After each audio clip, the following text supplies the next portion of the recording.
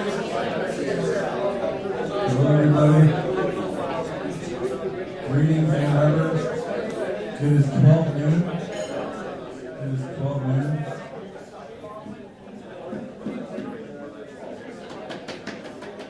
Hello, hello. There we go. We have a fired up crowd today. How's everybody doing today? Doing good. All right. Thanks for being here. It's 12 noon. It's Wednesday, and that means it's time to kick off LA2M because we're always on time. We always start at noon. That's one of our things. And we always finish at 1. So you can plan to get out here at 1 and go do whatever. I think all my children is on 1. Something like that. But that's fine. But anyways, my name is Derek Marabon. I run a company called Ingenix Digital Marketing here in Ann Arbor, and I also tend to kick off these LA2M events. I'm up here with Stacy Collick from Dollar Bill Printing. And we have a lot of newcomers here today, right? A lot of first-time LA2Mers. Can I see some hands? Wow, look at that. Look at that. Thank you, people. Thank you for finding us. Thank you for whoever. Jen, somebody brought friends. Thank you. Thank you for telling your friends and bringing them. We do meet here every Wednesday, so please come back. This is a great way to learn something. At LA2M, we always have brilliant speakers, and we have good food. And if you want to eat, it's only $10. LA2M is a 501c3. We're a nonprofit educational group, so we run these programs as part of our service to the community. And the way we support ourselves is by passing the hat. So Stacy's our treasurer. We do pass the hat. We ask for $5 if you got it. If you got 10, you can throw it in. If you got $1, you can do that. But this helps support us. We have some hard costs running a weekly program. We run September through the end of June. We do take off July and August because most people are traveling. So if you can help support LA2M, we pass the hat. Thank you for doing that. Stacy will pass the mascot. And we also have sponsors at LA2M. And some of you, in addition to being our treasurer, Stacy is also works at Dollar Bill Printing, but they printed up all these things for us. There are some LA2M cards, so if you do want to tell your friends about LA2M, there's cards on the back table. And then these little things are talking about our sponsorship packages. And next year, and I actually have 2 interns coming on board this summer that are going to help me, because I think this is important. LA2M is a great sponsorship opportunity. We have around 2,000 people that get our newsletter every week it goes out. And it's a highly educated group like yourself that gets the newsletter. We have great open rates. If you're a sponsor, you get to promote yourself in our newsletter. You get to promote yourself at the events. We are going to start building nice landing pages for sponsors, which rank really well in search engines. And we're hoping to kind of launch a redesigned website in the fall. So there's an opportunity to be a sponsor for not just 1 month, but for 6 months or for a year. So I encourage you, if you're a business and you want to reach Southeast Michigan, I was a sponsor 1 month. I got some highly qualified leads. Anybody else get benefit from being a sponsor here? I think some people did. Yes. These guys all get benefits from being sponsors, and they're not all even here today. But it's a good group. So please consider sponsoring us. Fill this out. Also, if you know any good speakers, we're booked for this year, but if you know any good speakers for next year, we're trying to get a lot of marketing directors and really high-level speakers because I think people want that. We've been running LA2M for, this is our 6th year. So we've been doing this for 6 years, weekly program. So it's all made possible by your support. Yeah, thanks, Keith. Thanks, Keith. And volunteers. Like Carter Sherlin comes every week for the last 6 years and takes pictures. Roger Rayle normally films. What's your name again? Bill. Bill Hall. Bill is filming today because Roger's gone. But Roger's been filming for 6 years. So we all volunteer and chip in. And so we appreciate all you guys being here and help support us. So this month's sponsor, we have a really cool sponsor this week. They drive these buses around town, and they have like hydrogen power, and they're doing cool things for the community to improve public transportation. And they're a little company called The Ride. And Don Klein, why don't you say a few words about The Ride? Hey, good afternoon, everybody. My name is Don Klein, Integrated Marketing Coordinator for The Ride. I'll just give you the W's. So who? Anybody in Ann Arbor, Ypsilanti, or FC Township. But what? There's a vote coming up next Tuesday, May 6th. It's for a public transportation improvement village for a 44% increase in service, 90,000 more hours of service every year. That's both fixed route and A-ride service for people with disabilities and seniors. More connectivity, more frequency, so you don't have to wait around as long. Rerouted routes and new routes so that you have more direct service and serving more places throughout the communities. This costs the average taxpayer about $35 to $70 a year, so like $1 and change a week. It's really not a lot to ask for this big improvement, and we can't tell you how to vote. We just want to ask that you please come out and vote when? Next Tuesday, May 6th. and where all of your polling places you would normally vote. This is a regular millage election. It's not a special election. So go out where you would normally vote. You can find more information on the rideyourway.org about the millage itself and about where you can go to your polling places on Tuesday to vote. But we just ask that you please come out and vote. Thanks so much, and the rideyourway.org for more. Thank you, Don. It's important to vote. You know, we have to use our exercise our power. So thanks, Don. The Ride's been a long-time sponsor. You know, normally we give our speaker a T-shirt, and it's funny that I forgot them. And it's funny because Bank of Ann Arbor bought the T-shirts for us. Bank of Ann Arbor's a sponsor, and they're here to witness me creating the T-shirt. But normally we bring it. This is our intern transition week I was explaining. So I forgot it. But we normally give these great T-shirts to these speakers. But I know Graham, so I'll get him one later. I'll hook you up later. But, all right, so without further ado, one more thing on format. Our speaker's going to talk approximately 30 minutes. There may be time for Q&A, so think of some good questions. And then at the end, you do get to introduce yourself. So we go around the whole room, and again, we finish by 1 o'clock p.m., and you're out of here to go make some money and do whatever you do. But today's speaker is a good friend of mine, Graham Davis. He runs the Detroit office of Truscott Rossman, which is a very cool public relations firm. They do a lot of work with political work in Michigan, and they have offices in Lansing, Detroit, and Grand Rapids. Yep. Yeah. And Graham also he's a co-teacher. He teaches a class with me at Michigan State called the New Media Driver's License. I'm sure you've heard about that. The reason he teaches the class is because he really is kind of a new media PR whiz. Yeah, he's a really young guy, very progressive. He understands the business of public relations, and let's give him a warm round of applause for Graham Davis. Thank you, Ann Arbor. Thanks for having me out here tonight, this afternoon. I'm going to talk for about 30 minutes. I want to make sure to leave time for questions and answers at the end. I think that's usually the most exciting and interesting part of these, so we'll definitely save some time at the end for that. But as Derek mentioned, I run the Detroit office for Truscott Rossman. We're a PR firm that does a lot of different work. Our sweet spot is kind of issue management. So that's everything from issues around the Capitol, political campaigns, things of that nature. We don't do candidate work, so we don't do any work for Republicans or Democratic candidates specifically. My background, I was Governor Granholm's new media director after Michigan State. I worked from 2008 to the end of 2010.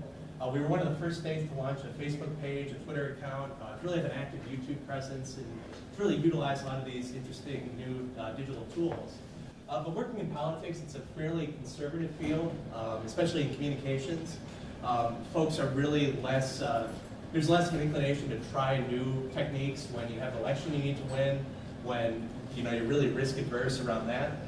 So I've had to do a lot of traditional media outreach as well. So hopefully this talk kind of shows how the two sides can work together and how the changing news media and the shift to more digital news platforms can also help traditional media relations.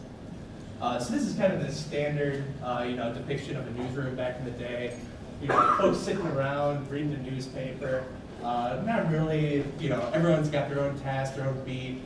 This isn't at all what a newsroom is like today. Folks have a million different responsibilities. They're on the go constantly. MLive doesn't even encourage its journalists to sit in newsrooms. They want to be on the go, and be basically a backpack journalist. The newspaper industry, how many folks here still get a daily newspaper delivered to their home every day? This is a group of marketing folks and people you would expect to really be voracious news consumers, but we're just not consuming it the way we used to. The newspaper industry is just in free fall today.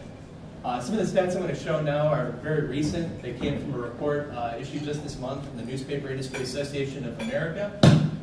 If you look at newspaper advertising revenues, this year they're equal to what they were in 1950.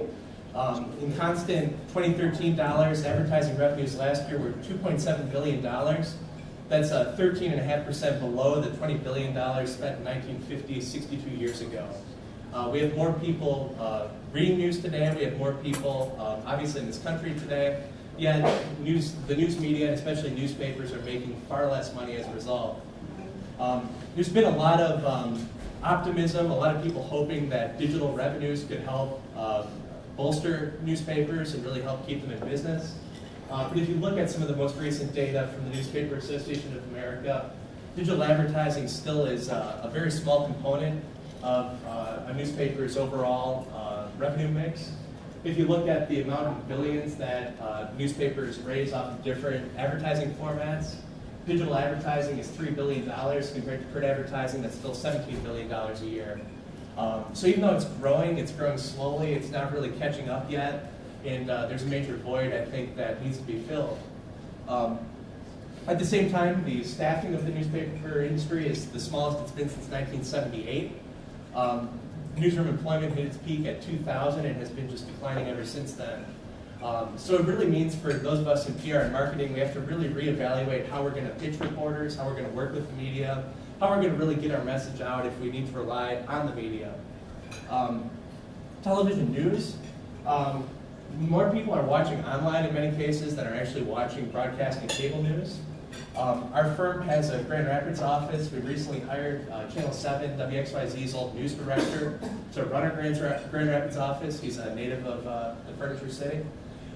He relayed that at Channel 7 in particular, they have more people watching online, they have more people watching news videos through their apps than actually do watch on broadcast or cable. I know that a lot of that data is proprietary, so I don't know if that's the case with every TV station, but you know, I really get the inkling that it is. There is some good news for local television news at least, and I'm sure this is something everyone loves. Political commercials. TV stations are making a killing off of political commercials, especially local news stations. I think that's really giving them some capital to be able to hire and invest in new digital storytelling and news gathering techniques. In 2012, $2.8 billion was spent nationwide on political advertising just on local TV.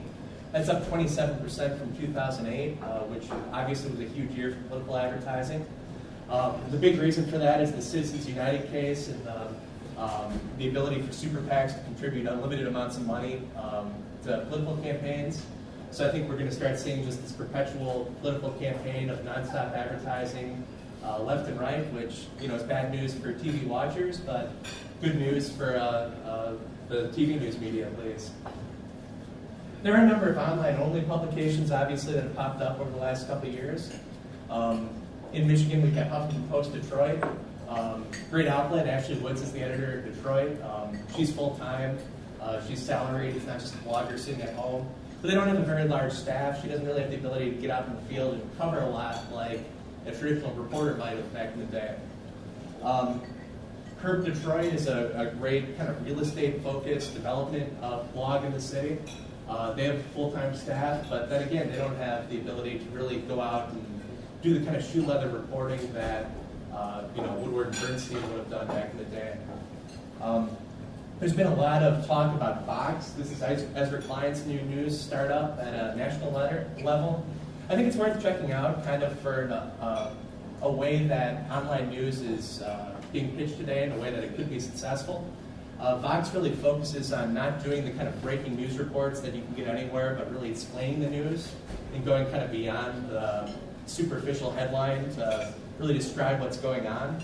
I think it's an interesting model of providing something different than you can get elsewhere, really providing some content that hopefully at some point will cause people to pay for it. So I think it's an interesting model to check out. One model that didn't work so well, Deadline Detroit. How many folks here have read Deadline Detroit over the years? This was an online news gathering site that was Compuware Ventures helped provide the capital for it. It focused mainly on Detroit news. It was mostly an aggregator site, which meant that they took news off of other sites and kind of added their own spin to it, and excerpted and linked back to it. Just recently, they laid off most of their staff, and they're doing an online fundraising campaign to try to bring people back and really reinvigorate the site. So it just kind of shows that if you don't have really original content that you can't get elsewhere, it's going to be hard to launch an online site and make it work. So that was my really brief spiel on just how the news media is changing today. It's something I'd love to talk more about in the questions and answers. I'd love to hear more about what you've experienced and what you've noticed. Here in Ann Arbor, it's really interesting with the whole AnnArbor.com becoming Ann Arbor News again, and just all that's going on here in this market is one of the first cities to lose its daily newspaper and shift online. I'm really interested in what impressions you have. But what I'd like to spend more time on is the lessons that those of us in PR and marketing can learn from this, on how we can really stay on top of this change and how we can make it work best for our clients, because I think that's at the end of the day what those of us in PR and marketing are paid to do and what we want to do for our clients. Number one, I think it's important to stay on top of change. This might go without saying, but I think when you're in any sort of career, especially something as fast-paced as PR, when you have client deadlines all the time, when you have events you need to be at, when you're constantly on the go, it can be tough to really do the continuing education you need to really be the best at your job you can. I think by going to events like this, by staying on top of blogs and news reports and everything that's going on in the profession, you can really learn about more and do a lot better for your clients. There's no excuse, I think, to not stay on top of the latest developments and trends, even if they're not in your specific wheelhouse. For instance, I read a site called TechMeme every day, TechMeme. It's a fantastic site that kind of aggregates all the different tech and social media news out there. A lot of it is a little bit over my head because it might be a little hardware focused. I don't work in IT, I don't really care about the latest networking technology, but I do care about what tech innovations could help my clients. I do care about what tech innovations might impact communications, and the site usually is one of the first places to find that out. There are a lot of sites you've probably already heard of and might already read, like Mashable, that do a great job of kind of aggregating social media news. Those are great sites to check out. Another one is called Pointer. It really focuses on the changing news media and is more journalist focused, poynter.org. There's Media Gazer, which kind of focuses on how different media outlets are changing. Reagan PR, which is a great PR newsletter that mails out daily and has a lot of great tips. Lots of great resources out there, but I think it's really worth spending an hour each day just kind of staying on top of the news, knowing what's going on, because there might be a product that can allow you to do your job better that you might not know about that could really help you. I think the second point, know who's blogging about your issue. Even if you don't see yourself as someone that works with bloggers, even if you're, whatever field or issue you're working on, it doesn't seem like, if you don't know off the top of your head who a blogger might be on that subject, chances are they're out there. There's so many niche blogs and sites that people do on their spare time, people might get paid to do, people might do for work. That could be really good opportunities to get your story out there, land it in a blog first, and then have a reporter see it to cover it for a larger media outlet.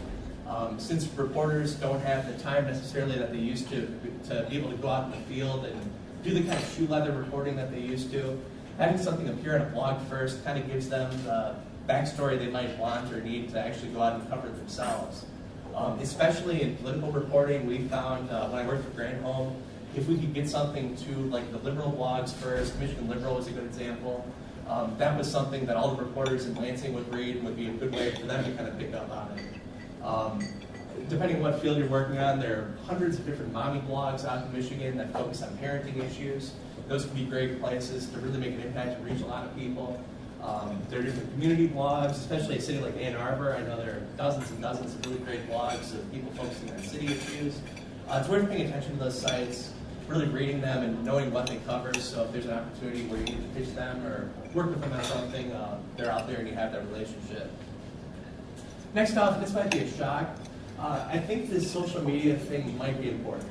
I think it might take off, it might be here to stay. I hear great things about this Friendster, really worth checking out. That's a joke. Friendster is obviously dead. But I think it's really important to keep your social media presence going. It's something people harp on a lot. It might seem kind of common sense, but I'm amazed at going to PR conferences and seeing how many folks in the profession tweeted once a couple months ago and really haven't come back to it, or don't really have conversations with people on Twitter, but just kind of shout out their own ideas, or really don't have a professional Facebook presence. If you're working in PR and marketing today, I think you really need to have a strong social media presence. Yikes. Reporters use social media to scout out stories. They use it to identify sources. They use it to do background checks on folks. Vocus, which is a PR resource group, they make different tools that you can use for PR, different databases, things like that. They do a study every year where they survey journalists to see where they like to get information and where they vet stories. Social media is one of the top places that journalists are going these days. So if you're pitching a journalist, the odds are pretty strong that they might be looking at your Twitter account before they look at your firm bio, before they look at more professional elements you might have out there. So definitely make sure your social media profiles are strong and that you have the presence that you'd like to be known for online. Furthermore, it's really important to build relationships with bloggers and reporters and social media influencers on social media. When I moved to Detroit last July, I lived in Lansing for years. I grew up in the Detroit area, but hadn't been there for a while. So one of the ways I was really able to get to know reporters and columnists and folks like that in advance was commenting on their stories on Facebook and Twitter, engaging in chats with them online, just finding different online tools to really build that relationship in advance of me actually being able to be there. Most reporters are on the go, so they really like being able to interact online as opposed to a phone call in some cases. I'll talk more about that later, but those relationships can really make a difference. I also have this photo of the conversation at the coffee shop because I think it is important whenever social media is talked about, just to emphasize that you can't totally replace real-life relationships with social media pitching. It's really essential to have that kind of in-person touch at some point at least, even if it's just briefly sitting down with a reporter or bloggers to get a cup of coffee. There's no substitute or replacement for that. Even a Google Plus Hangout isn't going to make up for buying a coffee and actually being able to connect with somebody. I know we're in Google's backyard, so I wanted to throw that out there. I think in this new world of digital journalism, digital communications, bullshit's easier to detect and spot and call out than ever. If you go out there and just make something up about your client or try to spin something so much that it really is so separated from reality, it's a lie, that's not going to help anybody. There's so many folks out there on social media that just try to fact check things, that might be paid to fact check things in the case of campaigns. The Michigan Truth Squad, for instance, calls fouls on campaign ads that they find are inaccurate. There are millions of potential critics out there today when you're dealing online that might not have existed before. Online communications marketing world, if you're just pitching one individual reporter and they might not pick up on something you say that was BS, it might not get out there. But if you're doing a live chat, if you're doing a live, if you're tweeting something live and it's just obviously bullshit, it's going to be picked up on and it's going to hurt you. So, avoid the Pinocchio, spin and just make sure that it's accurate. Second, or fourth, I guess, don't rely on any one media basket. And by this I mean don't rely solely on traditional media to get the word out. Don't rely solely on digital media to get the word out. I think the best communications and marketing strategies really try to encompass a lot of different communications tactics and techniques. One example along these lines, lately I've been watching some of the gubernatorial campaigns in the state. I'm a Democrat. I love Mark Schauer. I think he's a good guy. But one of the things I've noticed this campaign has done is really made more major announcements online and not really followed up with an earned media push. For example, they'll roll out an education plan and do one press conference and do a lot online, but not really go around the state pitching it, not doing TV or media around it or radio. I think all that really matters, especially for a large statewide brand. You can't just focus on any one aspect of communications. Even though I'm a digital guy, I recognize that working with TV and radio and newspapers have their place. I think you can't really lose that. I think maybe 10, 20 years from now it might change where you can go all digital, but I think you really need to have that mix in place today. Fifth, I think detail really matters online. If you're pitching somebody, a blogger might have more time to write about a story than a reporter on Deadline would. They might want more detail about a story. For instance, there's a blogger I know up in Mount Pleasant that works from home. He doesn't really get paid to blog. He does it on his own free time. So if there's an issue he wants to write about, he wants all the information he can possibly find about it. In working with him, you might need to be more prepared than for an interview with the Free Press editorial board, which obviously is tough, but they've got a lot of other stuff to do. It's not like they can really spend hours of time poring over all your data. So depending on who you're going to pitch, you might need more information than you would otherwise. You might need to really line up some other experts or resources that can speak to whichever person. For sites like Vox, as their client's news site, and other sites that really are out there to explain the news, they might want kind of that deep dive anyway. So really know what your target's interested in and what can best help them. Point 6, and this is kind of a, this works for digital communications, this works traditional communications, but it really needs to be stressed. Strong visuals, I think, matter more than ever. You really need to have a good visual hook if you're rolling something out in terms of an event. if you're working on social media, both Twitter and Facebook have really become more visual than they used to be. If you're posting a release or a link, it's always better to have some sort of image that you can tag along with it to really grab people's attention.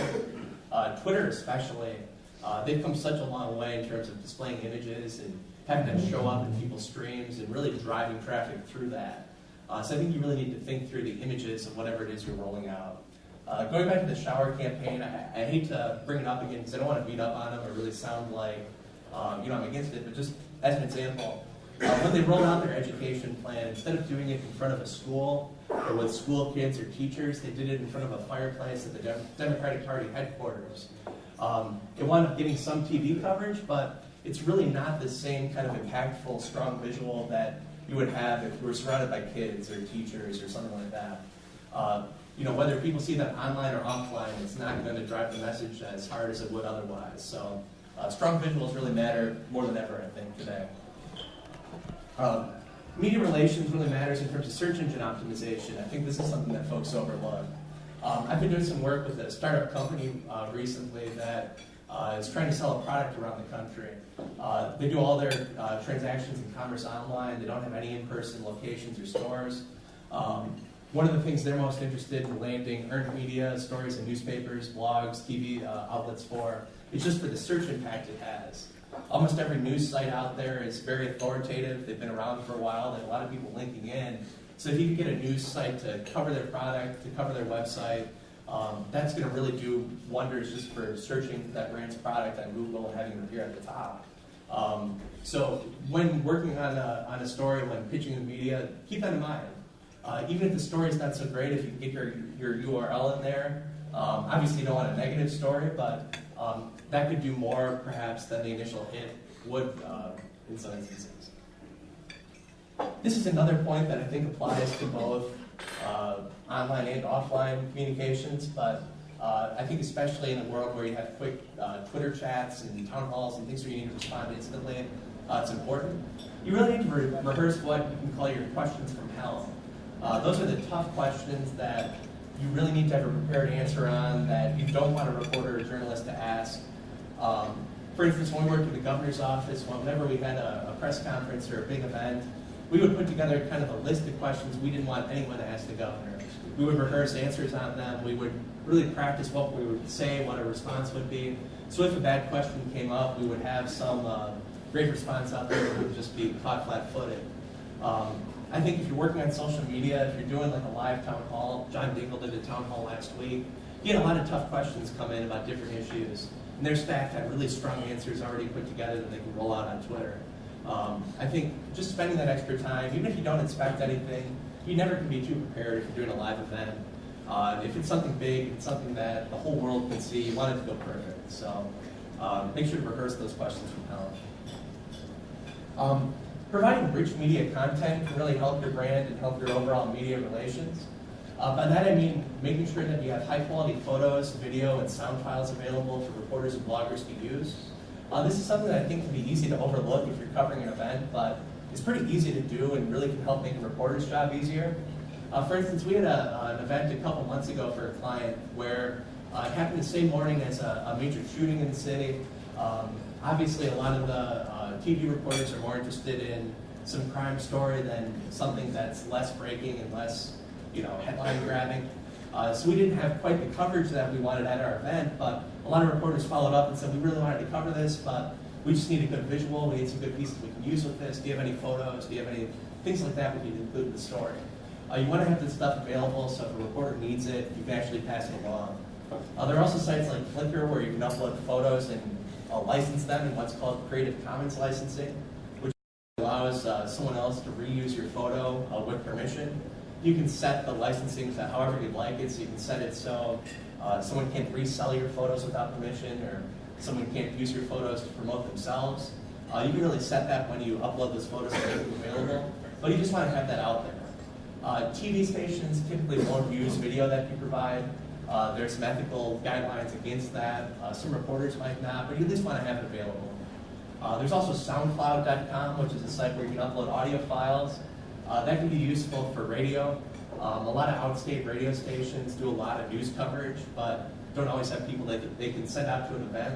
So if you have just an audio file of someone speaking or B-roll of what it sounded like, you listen to NPR, you kind of hear the playground in the background on a kid's story or something like that.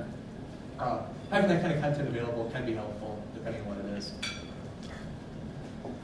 Point 10 here, a communications department really needs to work as a team.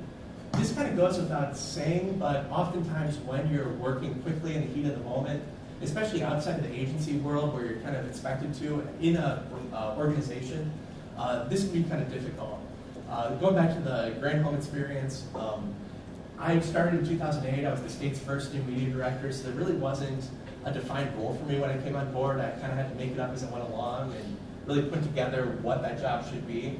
One of the problems I really faced early on was that the traditional media folks kind of did their own thing. The governor's press secretary was so focused on media relations that was really her primary focus, as it should be.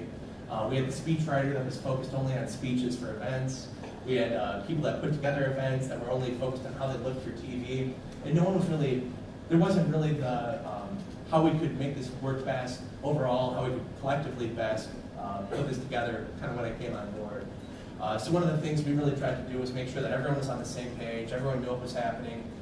We thought about, okay, this might be something we're putting together for TV, but how can we make this work on social media? How can we make this social media thing work well on print TV, print or TV or radio, whatever it might be?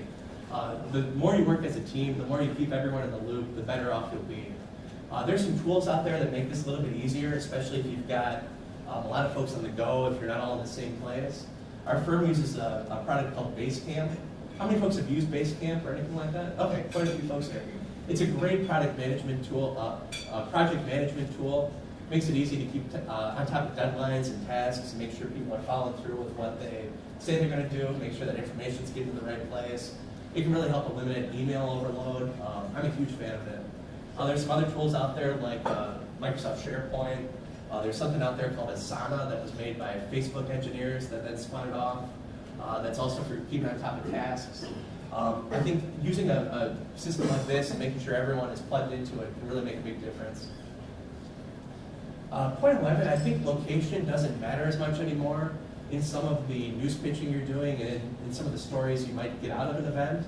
By that I mean, before, if you got a story in a daily paper that was perhaps in a city that wasn't that large, it might not be as impactful because only that city could see it. But today it's likely going to be online where it can be read by the entire world, where that can be useful for your overall media mix. One example on this, we're working on a campaign right now. It's a statewide campaign that's going to be on the August ballot. We just kicked it off last month. It's around personal property tax reform and replacing that revenue for local communities. We did kick-off events all over the state. We had some really good coverage on it from big outlets, from small outlets. One of the best stories was from a Dearborn kickoff event we did. The Dearborn Press and Guide wrote this story. They included a video, they had a photo slideshow. It was a really great piece. So even though the Dearborn Press and Guide might not be the newspaper you'd think of as one of the state's top news sources, they did such a nice job with it that it's something we could use statewide. We used it on social media. We sent it around to all of our coalition partners. It wound up being way more useful than you might think. So don't discount some of the smaller papers. Don't discount even weekly newspapers. If they publish online, it has a much wider audience than you might expect or think off the top of your head. Another point that I think those of us that do almost exclusively digital communications are used to. If your political campaigns are used to it, but it just keeps accelerating. You have to respond quickly online and offline. They used to talk about the golden 24 hours of response to a media inquiry. I think if you're responding within 24 hours to a media request today, you're way too late. Now you need to respond to a media request in a half hour to an hour. On social media, I think you're expected to respond very quickly. In the governor's office, we post things all the time to Facebook and Twitter, so if a citizen asked a question to the governor and we ignored it and then posted something else, they would obviously feel like they were being slighted. You need to really have the capacity to respond quickly. If you know you're going to be out of town or tied up at an event, make sure there's someone on point that can really respond for you, or at least reply with a message that you're out of the office or might come back later. If you're in a crisis, this is even more important. For crisis communications, you really need to make sure that you've got clear channels of who's doing what, that everyone knows their own lane, and that everyone has the right resources to respond in the same way as quickly as possible. with technology like we have today, you can be connected anywhere. I've gone on new trips where I've had my cell phone by my side just in case, some client problem pops up, even if I'm on vacation. Wherever I go, I have some form of communication just to ensure that if something breaks, I'm able to deal with it. So you have to stay accessible everywhere. My last point, and this is kind of basic, but I think it's even more important when you're dealing with bloggers and social media folks, know how to pitch. Journalists expect to be pitched all day. They expect to work with PR folks and marketers and to really work with those people as part of their job. If you're a blogger, the odds are somewhat good that you're doing it on your own free time, that you're not being paid to do it. In that case, you're probably going to be less receptive to pitches than a journalist would be. I've found working with bloggers and people on social media can sometimes be more difficult than working with newspaper reporters, just because they're doing it on their own free time. They might not have the time for your calls pitching something that someone at the Free Press might. They might not want phone calls. They might not want a long email kind of laying out whatever it is you're talking about. You really need to know whoever it is you're pitching, what they're interested in, how best to pitch it to them, and how to really make it work for both sides. Because there's nothing journalists hate more than the annoying PR person sending them pitch after pitch about stuff they don't care about. There are all sorts of jokes in journalist websites about the bad pitch mailroom. There's a site out there called, I think it's just called Bad Pitch, where you can go and read some of the worst pitches that PR folks send journalists. Some of these are just awful. But you don't want to be that guy. You don't want to be someone that the journalist just cringes when they see that name pop up in the inbox. You want to make sure it's useful. Along those lines, you really need to know how your target wants to be pitched. If you're working with journalists, if you're working with social media folks, there's some journalists that really like to have a phone call if you're pitching them on something. Those tend to be kind of the more old school reporters I found. People that have been around for a while and might not be as up on email or social media as some of the other folks. Some reporters want a quick pitch on Facebook chat or Google chat. I have a couple of reporters and columnists I work with that really like being Facebook chatted important news items. Some reporters still want a fax with releases. Believe it or not, I can think of two off the top of my head that would like a fax of a news release. So you really need to know how your target wants to be pitched and how you can best work with them on an issue.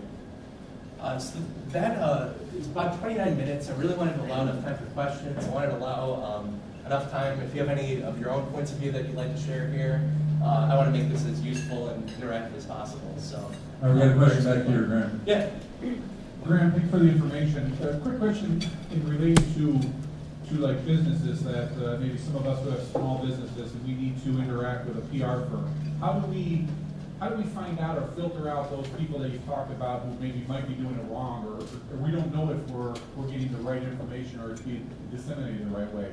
What are some good, easy tips to help companies, like small companies, to work with PR firms?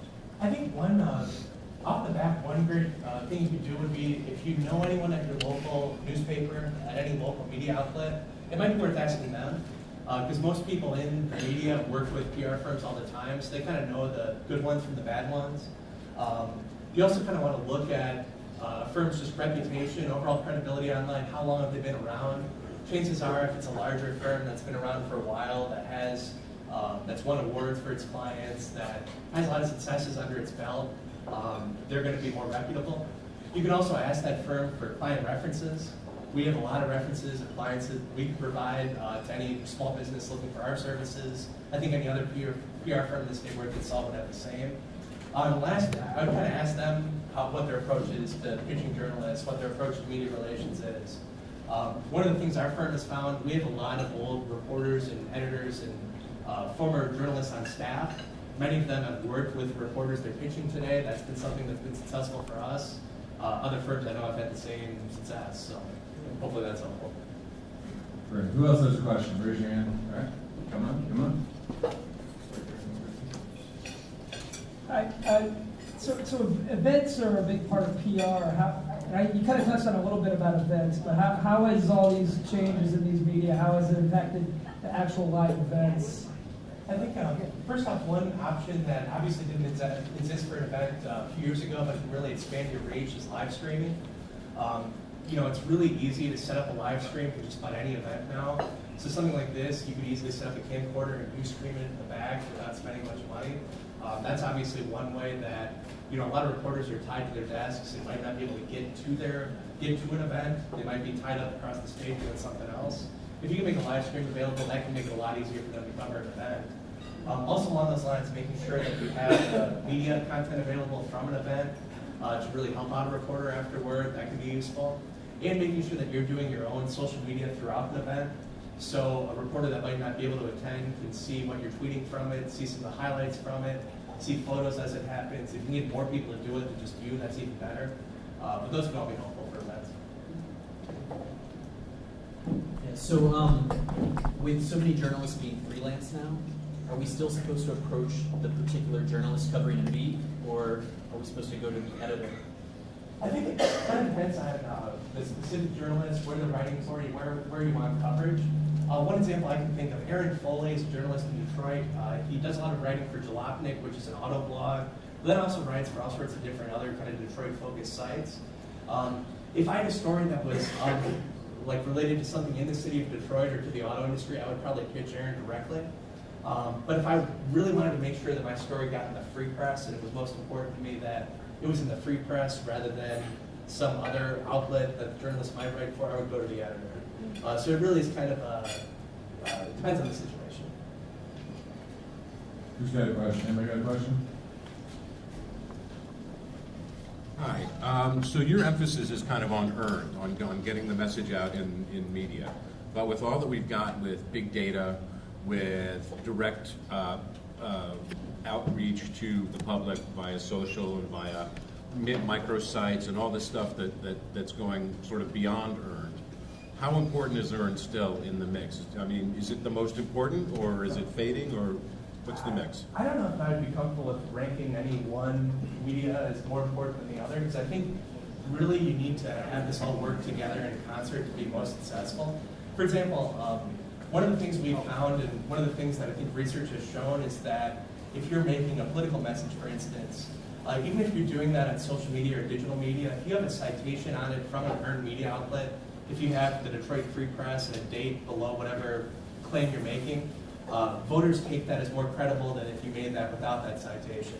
So in some respects, earned media relations can be really useful for just making your direct-to-consumer, direct-to-voter communications more impactful and more meaningful. I think 10 years from now, it'll probably be a pretty clear shift where I think earned media will probably lose some relevance. But I think today you really can't pick and choose just one or the other. Obviously, it's dependent on the brand, it's dependent on the product. Political campaigns, I think, are somewhat different than marketing a product, where direct marketing and digital advertising and all that can be more useful. But at least from the political example, I think you need to focus on all of it.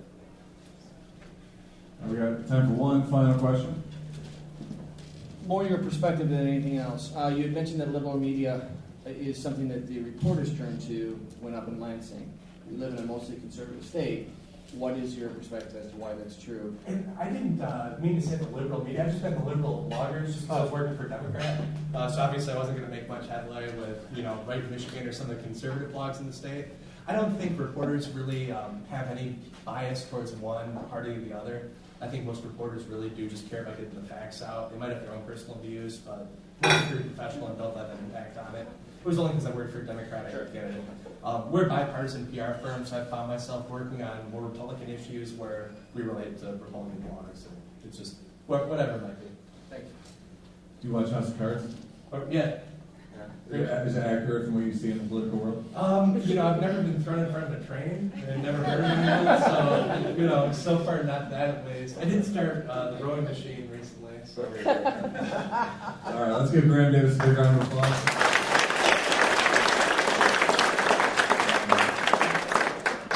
Very informative talk, and I'm impressed. You actually drew a big crowd, so good job. You're a great talk. So now we get to introduce ourselves. This is the time we get to stand up proudly, say who you are, and briefly what you do, and we get all the way around the room in 15 minutes. It's a miracle that happens every week. We're going to start up front with you, sir, and there you go. My name is Ron Myers. I am an investor and vice president of marketing of a startup company called PromoteSocial.com, and it is a company that helps small businesses spread the word about their business through their customers' social media accounts, Twitter and Facebook. I'm Cindy Grabowski, and I'm working with Ron with Promote Social, and I think the talk today and Promote Social is very exciting. So if any of you guys need any social media to help your business to grow, we've got cards up here, and we'd love to see you. Hi, I'm Junior Scher. I work with the Office for Undergraduate Admissions at the University of Michigan within the Marketing and Communications Department. I'm the Communications Specialist. Hi, I'm Diane Majeski. I work with Jamie, also in the Office of Undergraduate Admissions at U of M, and I'm a writer, and so basically I do what Jamie tells me. Hi, Tim Gladio.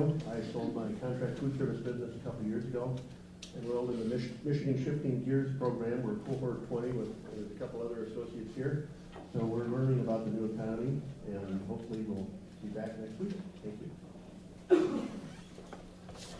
Nick Farrell, I'm the marketing director at the Ann Arbor Art Center, and right now I'm tasked with making a new website that works with mobile, among other things. Also do the social, so you should follow us on Twitter, Instagram, etc.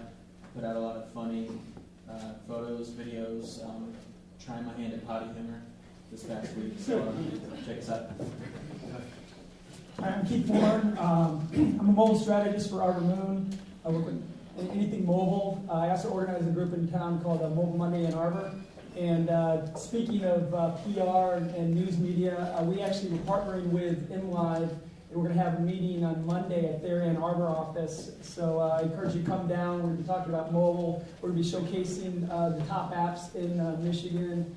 And it's going to be covered. You can come down and meet, some of the local writers, and do that, but also learn more about what's going on with mobile in Michigan. It's a big area for this area. So come check us out on Monday at InLive. 6:30. Hey there, I'm David Dennis. I'm the Director of Product Development and Software Development at Network. We're a nonprofit ISP that serves other public sector organizations, education throughout the state. My first time at this event, very, very cool event, and be back. Good afternoon, my name is Curtis with Katie Manuel. I'm dressed in work clothes today because I've lost my carpenter, so that's what I'm looking for. We do remodels and a lot of window work. Thank you. Hello, I'm Lisa Beckrell. I'm a board member of the Ann Arbor Art Association. I work with Nick, and this week we are wrapping up Potential 2014, a teen art show that was curated by our local teens. So if any of you know Al or Karen Gallup, we are sending our thanks out this week via social media to them and to Dave Winston who work with the teens. On May 6th, we are a lucky selected organization by the Ann Arbor Community Foundation. We are hosting a telethon, so if you'd like to contribute, go to our website at arborartcenter.com, spelled out all the way, and there'll be a link to click on. Thank you. I'm Monse. I'm a web project manager and a social media manager. I have worked mainly in digital news, and so I have experienced how everything has changed in the last 10 years. That was a great presentation. If you wonder about my accent and my name, I'm from Barcelona, Catalonia. I have a Chicago accent. It's not that interesting. I'm Sarah Nicoli. I am president, PR and marketing director, and janitor at a company called .Mind Day Planners. We make day planners. I just recently bought my partner out after 15 years, and so life is pretty interesting. I'm doing wearing a lot of hats, and so print newspapers might be dying, but I will tell you, print day planners are not dying to the degree that you think they are. So come check us out. Thanks. Hi, my name is Jency Simpkins. I'm a freelance marketing consultant. I work with small businesses to strategize their tactics instead of slapping up Facebook because you're supposed to use Facebook. We try and think about things strategically, the things where they're going, and get them to your target market. Hello, I'm Kathy Wheeler. I am a new media publisher with an Apple Newsstand magazine, book writing magazine, which is soon to be on Android, and I'm also working on a podcast right now. But one tip for you guys, if you do your own visuals for social media, there's a great newer site out there that produces the most amazing results. It's called canva.com, canva.com, very easy to use. They have built-in stock photos, fabulous. Hello, I'm Rhonda Foxworth, and I'm the marketing manager at Ann Arbor. Hi, I'm Samantha West. I work with Rhonda as 1/3 of our marketing team at Bank of Ann Arbor.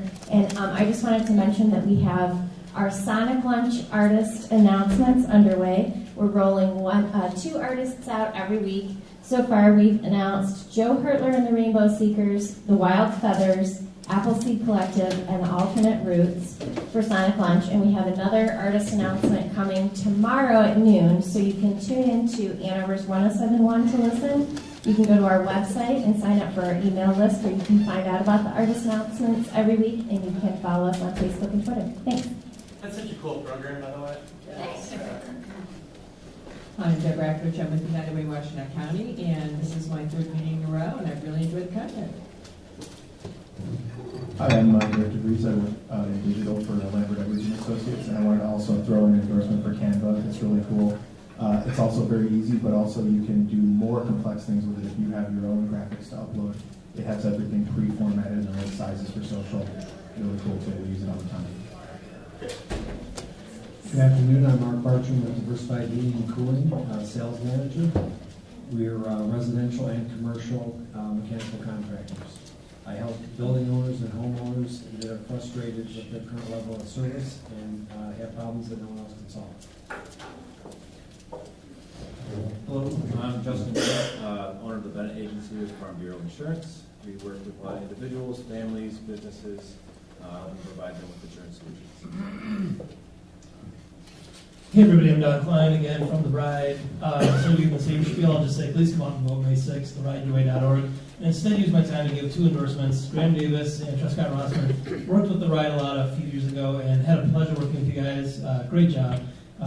Great to work with. And also for printed journals. Moleskin, I'm a big fan of the bullet journal system and dancing to phone music.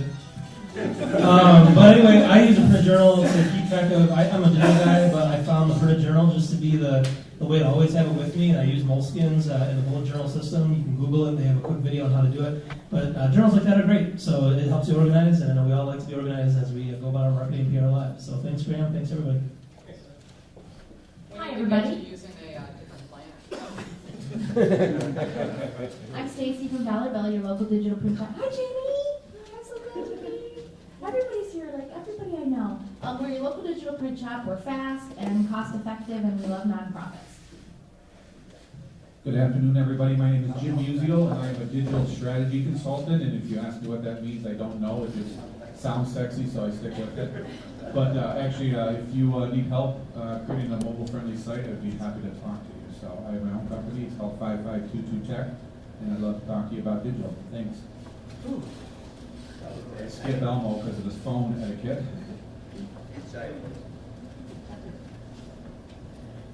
Indulge me again. 407 years ago, our fathers brought upon this continent Elmo's Main Street T-shirts. They're located down the block. Actually, it was only since 1977. And I want to report that after being at these meetings this winter, I've actually gotten several customers, and I want to say to people that Elmo loves you.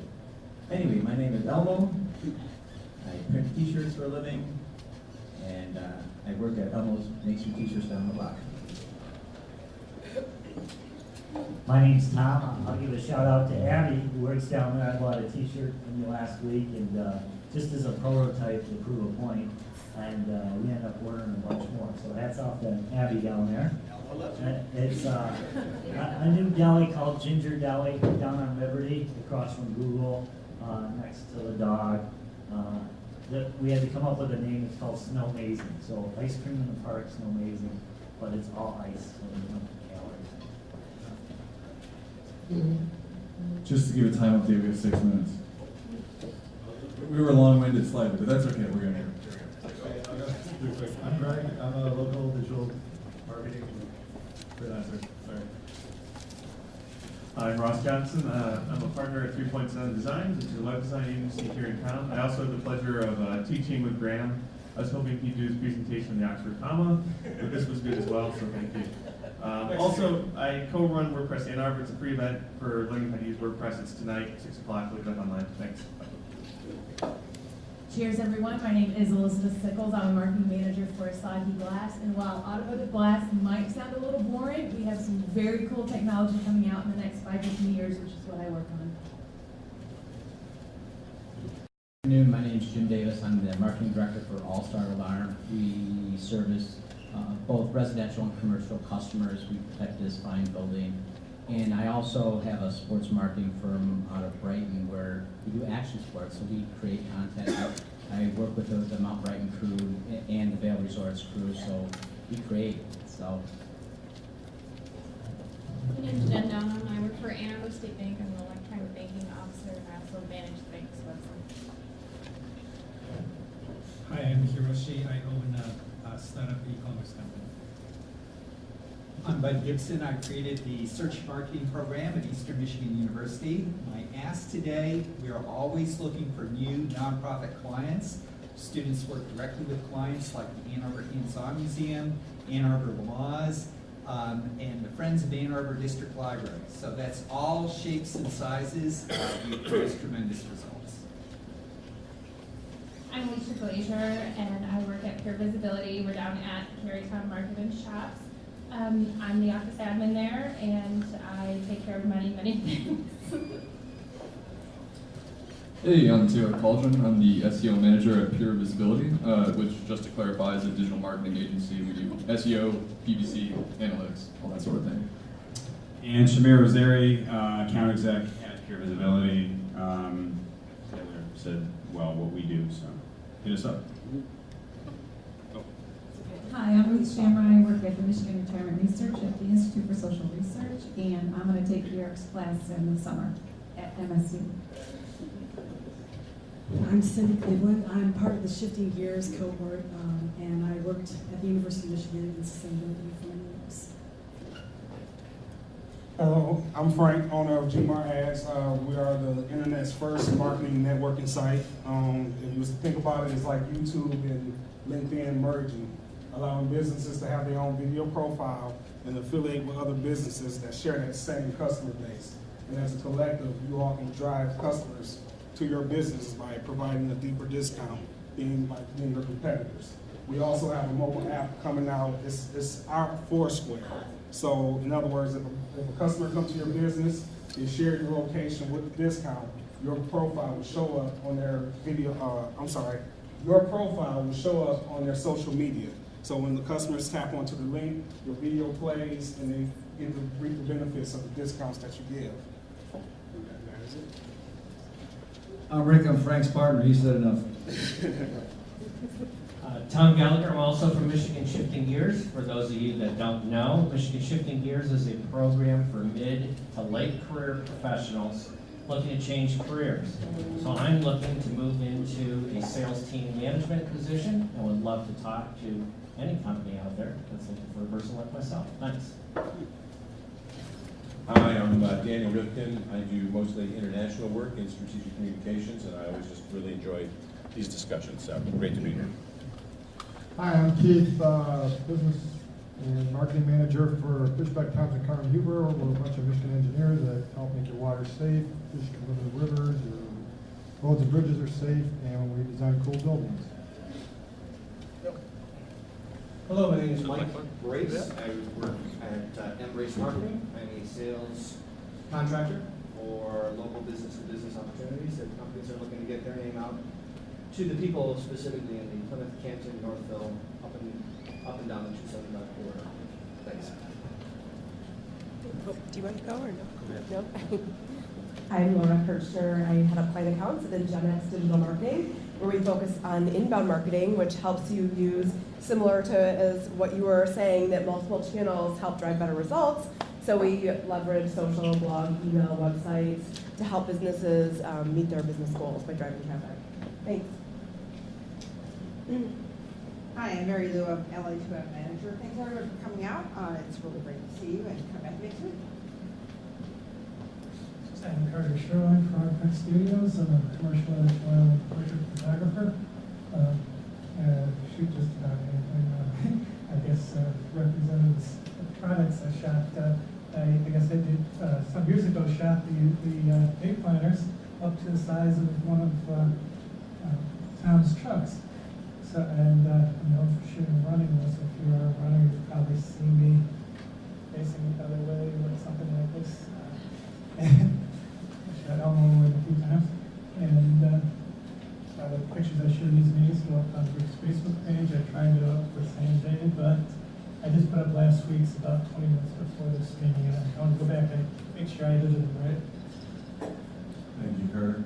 So it is 1 o'clock, we made it, thank you. But I'm just anal on time, so thank you. So I have a couple of closing business announcements. Well, my name is Derek, I run a company in Gen X Digital Marketing, which we're actually celebrating 8 years tomorrow. So it's our 8-year birthday. Yeah. Time flies, right? Time flies when you're having fun. But next week's speaker is Jacob Brown. I guess he played the NFL, because his talk is called From NFL to SEO, which is going to be cool. Week after that, my buddy Dan Brady from Lincoln, which is awesome. Week after that, I have to do this because it's so cool, is the Pure Michigan guy, Chad Weavesek, who's the head of social media for Pure Michigan. So we just have a lightning slate of speakers coming up in addition to today. I'm actually going to be at TEDx Grand Rapids next week. Anybody going out there to that? Yeah. I'm not sure why I am, but I think it's because I need to be inspired, and I get tickets because I help organize TEDx Detroit, so I'm going to be out at TEDx Grand Rapids, so somebody will be sharing this. But, the last thing, you guys know Beth Heiss? She asked me to announce this, even though there's some guy, Robert Cooper, PhD. I don't know if he does a thing called the Insight Hour, which supposedly is really good. It sounded good enough that I signed up. And she has some spots. It's May 15th from 6 to 7:15. So if anybody wants to see this Robert Cooper guy, it's free. It's in Ann Arbor. I'm not sure what he talks about, but I think it's good, because I've read it earlier. She told me to announce it. So anyways, let's give Graham Davis one last round of applause.